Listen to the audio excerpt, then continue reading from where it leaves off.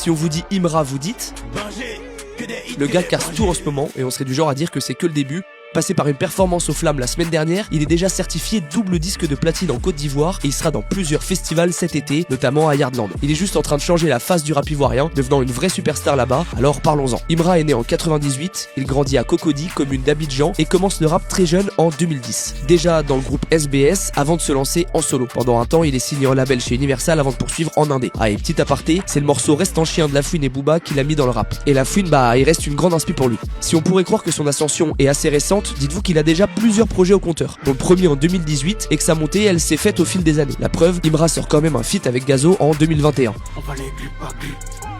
En parlant de Gazo, l'essor de la drill a été le parfait tremplin pour Imra qui a su dompter ses sonorités pour créer la sienne.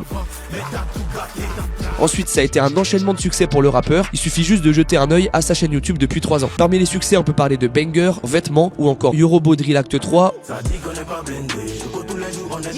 Tous trois issus de la version deluxe de sa mixtape Jeune et Riche qui lui a fait passer un vrai cap. Bon et on est obligé de glisser un mot sur ses fans, des vrais ultras qui soutiennent le rappeur comme personne et Imra le dit lui-même, c'est eux qui m'ont imposé à la Côte d'Ivoire. Mais alors comment a-t-il autant réussi à s'imposer ?